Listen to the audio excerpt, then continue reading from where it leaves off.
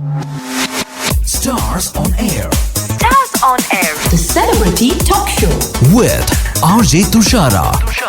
Radio Malayalam 98.6 stars on എയറിന്റെ ടൈമാണ്. കൂടെയുള്ളത് RJ തുഷാര. ഇന്ന് നമ്മളുടെ കൂടെ സ്റ്റാർസ് ഓൺ എയറിൽ വിശേഷങ്ങളൊക്കെ പങ്കുവെക്കാനായിട്ട് എത്തിയിരിക്കുന്നത് മറ്റാരുമല്ല, ബാക്ക് ടു ബാക്ക് ആയിട്ടുള്ള ഹിറ്റ് സിനിമകൾ നൽകിക്കൊണ്ടിരിക്കുന്നത് വൺ ആൻഡ് ഓൺലി സൈജു കുറുപ്പാണ്. Welcome to stars on air. Thank you Thushara. Bharathanatyam 2 Mohiniyattam എന്നുള്ളതാണ് ഇപ്പോൾ ഏറ്റവും മേജർ ആയിട്ടുള്ള ചർച്ച. ഈ ഒരു സിനിമയുടെ റിലീസിന് മുൻപ്, ബിഫോർ ആൻഡ് ആഫ്റ്റർ ഉള്ള ഒരു സൈജു കുറുപ്പ് എന്ന ആക്ടർ പ്രൊഡ്യൂസറിന്റെ ഒരു ഫീലിംഗ്, അല്ലെങ്കിൽ how do you feel, how does it feel right now? So it was really different experience. എന്റെ ഇതിനു മുമ്പുള്ള ഞാൻ ഹീറോ ആയിട്ട് അഭിനയിച്ച പടങ്ങളിൽ നിന്ന് വെച്ച് ഇതൊരു ഡിഫറെന്റ് എക്സ്പീരിയൻസ് ആയിരുന്നു. കാരണം I was really confident that this movie would work. So that you could see in my pre-release interviews and all, I was very confident. അതിനുശേഷം അതിന്റെ കൺസേൺ ഒന്നേ ഉണ്ടായിരുന്നുള്ളൂ, ആൾക്കാർ തിയേറ്ററിലേക്ക് എത്തും എന്നുള്ളത്. പക്ഷേ മാർച്ച് 19 ആടത്രി റിലീസായി അതിനൊരു വലിയ വരവേൽപ്പാണ് ഓഡിയൻസ് കൊടുത്തത്. അത് 100 crore പ്ലസ് കളക്ട് ചെയ്തു. അതിനുശേഷം വാഴ വരുന്നു, വാഴ 2 ഓൾസോ കളക്ടഡ് ലോട്ട്. ആൻഡ് അപ്പം തിയേറ്ററിലേക്ക് ആൾക്കാർ എത്തുന്ന ഒരു ഹാബിറ്റ് ഫോം ആയിരുന്നു. സോ അതുകൊണ്ട് കുറച്ചുകൂടെ ഒരു ടെൻഷൻ ഫ്രീ ആയിരുന്നു. അതായത് ആൾക്കാർ ഇപ്പൊ തിയേറ്ററിലേക്ക് വരുന്നുണ്ടോ, പക്ഷെ എന്നാലും നമ്മുടെ സിനിമ കാണാൻ വേണ്ടി ആൾക്കാർ വരുമെന്നുള്ള ടെൻഷൻ അപ്പോഴും ബാക്കിയുണ്ടായിരുന്നു.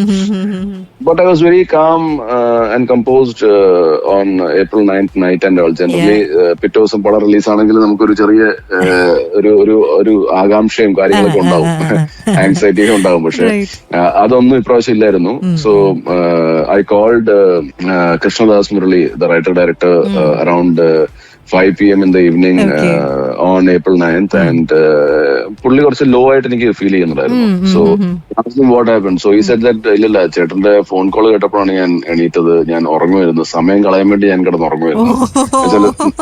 അതെ.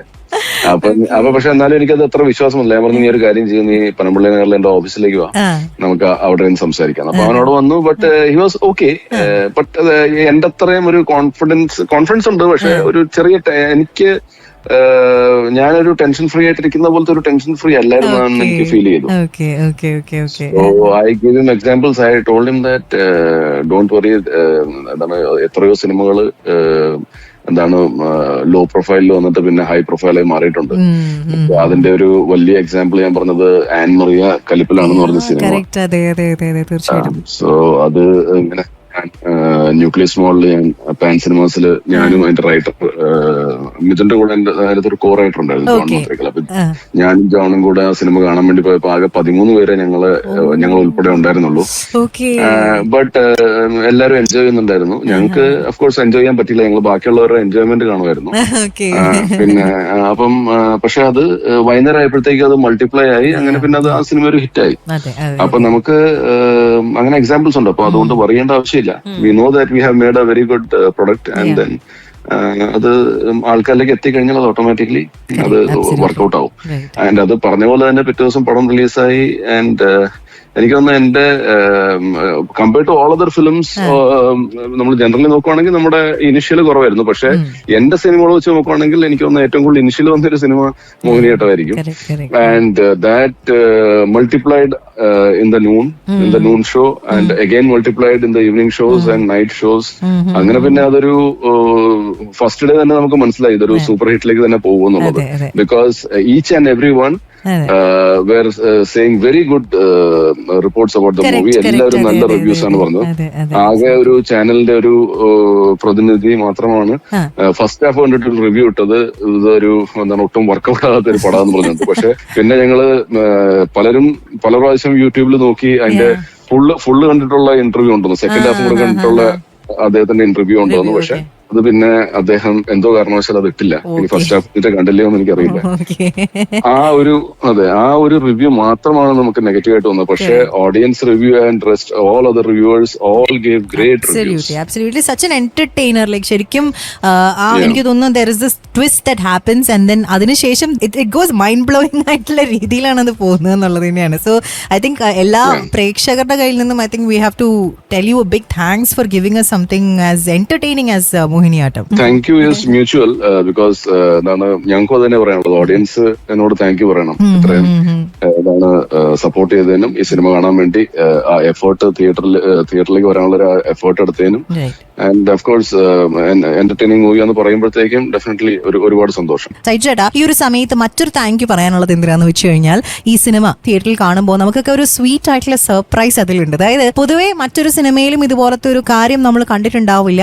ബട്ട് ഈ ഒരു സെക്കൻഡ് പാർട്ട് കാണുന്നതിന് മുൻപായിട്ട്, അതായത് when the movie starts, അവിടെ ഒരു ചെറിയ റീക്യാപ്പ്, അതായത് ഭരതനാട്യം എന്ന സിനിമയുടെ ഒരു ചെറിയ റീക്യാപ്പ് തരുന്നുണ്ട്. എനിക്കൊന്ന് സിനിമ കണ്ട മിക്ക പ്രേക്ഷകരെയും റെപ്രസെന്റ് ചെയ്തുകൊണ്ട് അതിന് ഞാനൊരു വലിയ താങ്ക് യു പറയുകയാണ്. And we really appreciate you doing that.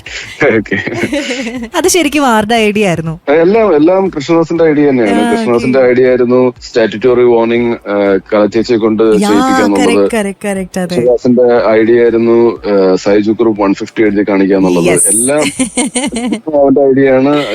ആർക്കും ഒരു ഇതുമില്ല, ക്രെഡിറ്റ് ആർക്കും ഇല്ല. എല്ലാം അവനുള്ള ക്രെഡിറ്റ് ആണ്. സൈജു ഗ്രൂപ്പ് 150 എഴുതി കണ്ടപ്പോ ഞങ്ങൾക്ക് ശരിക്കും രോമാഞ്ചിഫിക്കേഷൻ ഉണ്ടായി. What did you feel at that time, ആ ബിഗ് സ്ക്രീനിൽ അത് കണ്ടപ്പോ? എനിക്ക് രോമാഞ്ചിഫിക്കേഷൻ കിട്ടി, ചെറുതായിട്ട് കിട്ടി.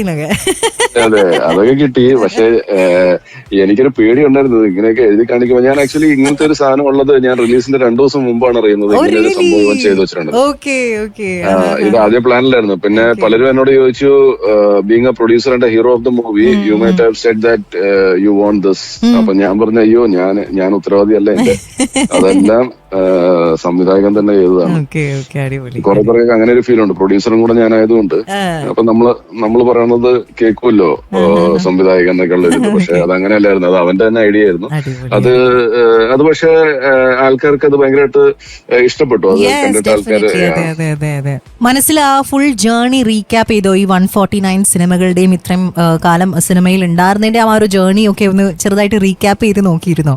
അത് തിയേറ്ററിൽ ഇരിക്കുമ്പോഴല്ല, 2 ദിവസം മുമ്പേ സ്ക്രീൻഷോട്ട് അയച്ചു തന്നായിരുന്നു. അയച്ചു തരുമല്ല, അവര് ഇവിടെ സോഷ്യൽ മീഡിയയിൽ പോസ്റ്റ് ചെയ്തിരുന്നു. അപ്പൊ ഞാൻ കണ്ടതാണ്. അപ്പം അത് സംഭവിച്ചായിരുന്നു. 149 സിനിമകൾ കഴിഞ്ഞു. ആൻഡ് ഇത് നമ്മൾ അനൗൺസ് ചെയ്ത സമയത്ത്, നമ്മൾ കഴിഞ്ഞ വർഷം ഇത് അനൗൺസ് ചെയ്തു, എന്റെ 150th മൂവി എന്നും പറഞ്ഞുകൊണ്ട് നമ്മളൊരു സോഷ്യൽ മീഡിയയിൽ ഒരു പോസ്റ്റ് ഇട്ടായിരുന്നു. So I had send this to Dulquer also.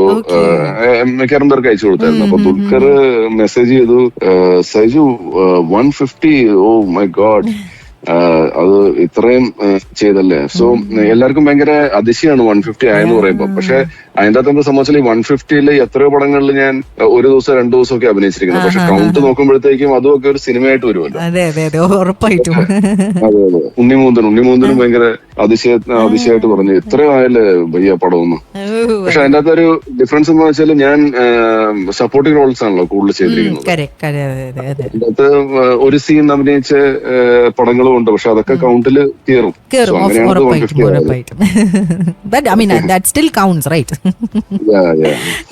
Mohiniyattam എന്ന സിനിമ തിയേറ്ററിൽ ഇതുവരെ കാണാത്തവർ നമ്മളെ ഇപ്പൊ കേൾക്കുന്നുണ്ടെങ്കിൽ അവർക്ക് വേണ്ടിയിട്ട് പറഞ്ഞു കൊടുക്കാണ് 3 reasons you must watch this movie in the theater. അങ്ങനെയാണെന്നുണ്ടെങ്കിൽ എന്തായിരിക്കും ആ 3 reasons? കണ്ട ഓഡിയൻസ് പറഞ്ഞത് മലയാളത്തിലെ ഏറ്റവും best dark humour in recent times എന്ന് പറഞ്ഞത്. കഴിഞ്ഞ 10 വർഷത്തില് ഏറ്റവും ബെസ്റ്റ് ഡാർക്ക് ഹ്യൂമർ എന്നുള്ളതാണ് പറഞ്ഞത്. പിന്നെ ഒരു ക്രൈം ത്രില്ലറിന്റെ കൂടെ തന്നെ നമ്മള് ചിരിക്കുക എന്നുള്ളതൊരു വളരെ ഒരു ഡിഫറെന്റ് ഒരു എക്സ്പീരിയൻസ് ആണ്.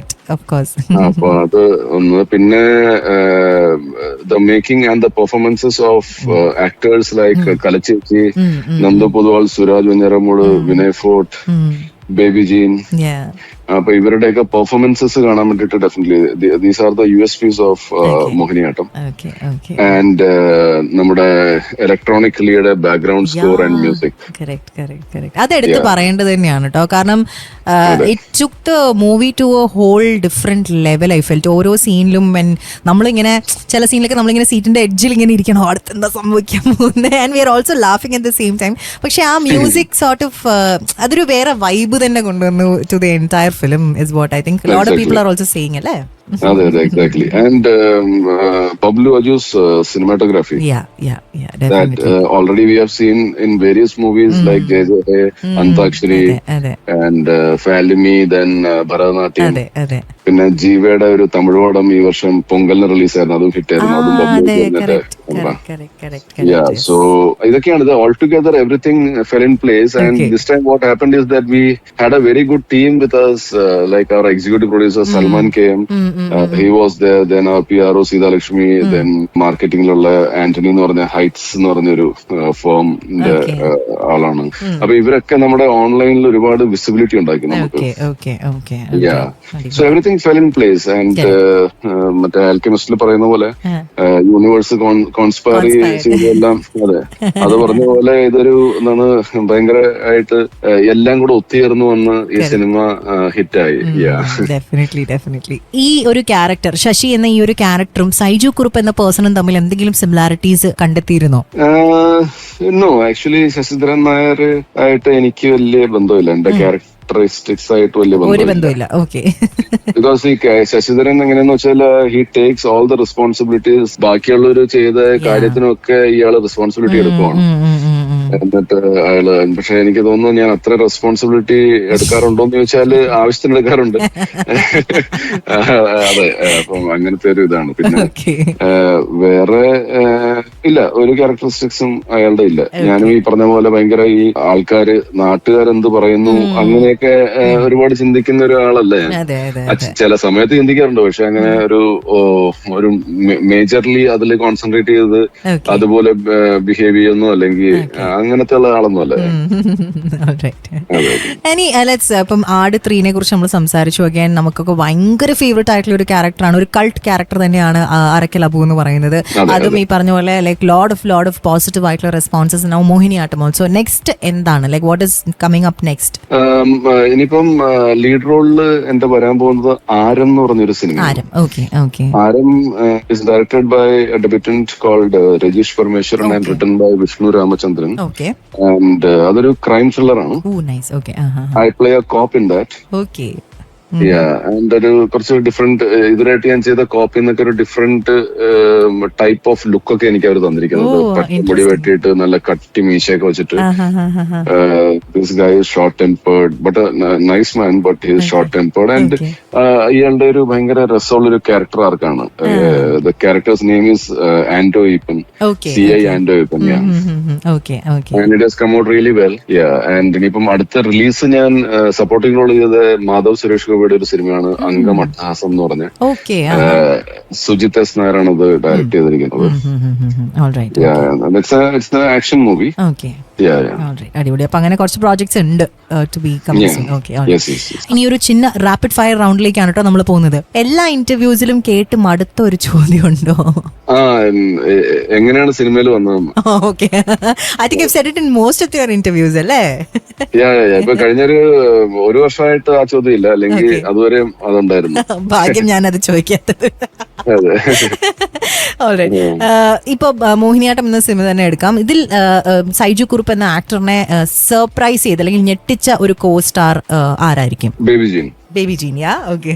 Alright, okay. One character of yours that you'd love to revisit? That will be definitely Mayukam's character. Of course. Unni Kesavan. Yeah. Always special, no? Yeah. Very special. Okay. ഒരു alternate universe Sasidharan നായരും അറക്കൽ അബുവും കൂടെ they are meeting up in a cafe for a cup of coffee. ആ conversation എങ്ങനെയായിരിക്കും? What do you think? അത് ഭയങ്കര hilarious ആവാനാണ് സാധ്യത. But the thing is that since I am not a writer, so I won't get those type of ideas. Okay. I had been depending on good writers and directors. Okay. All right. So Midun Manuelനെയും Krishnadas മുരളിയും കൂടെ ഒന്നിപ്പിച്ച് നമുക്കത് ഒന്ന് ചിന്തിക്കാല്ലേ? Alright. And finally, കുറെ takes പോകുമെന്ന് വിചാരിച്ച ഒരു scene പക്ഷെ അത് ഒറ്റ ടേക്കിൽ സെറ്റ് ആക്കി. അങ്ങനെ എന്തെങ്കിലും can you recall any scene like that? മോഹിനിയാട്ടത്തില് നമ്മള് റൂഫില് നിന്ന് ഞാൻ അമ്പലത്തിൽ പോയ ഇന്റർവെലിന് ശേഷം അമ്പലത്തിൽ പോയിട്ട് വന്നിട്ട് ഗ്രഹപൂജയെ പറ്റി ഒന്ന് ബേബിജിന്റെ ക്യാരക്ടർ പറയുന്നുണ്ട് അമ്പലത്തിൽ. അത് വന്നിട്ട് തിരിച്ചു വന്നിട്ട് ഞാൻ 2 അളിയന്മാരോടും എന്റെ അനിയനോടും ഞാൻ അത് മൊത്തത്തിൽ വിവരിക്കുന്നുണ്ട്. അങ്ങനെ ആർക്കും സംശയമൊന്നുമില്ല. പക്ഷെ അപ്പോഴും നമ്മള് ആ സുഭാഷിന്റെ റഡാറിലായിരിക്കും. അവനും തന്നെ ഗ്രഹപൂജയുടെ പേരും പറഞ്ഞൊരു ഒരു കുത്തും കുത്തിയിട്ടുണ്ട് എന്നൊക്കെ പറയുന്ന ഒരു ഡയലോഗ്.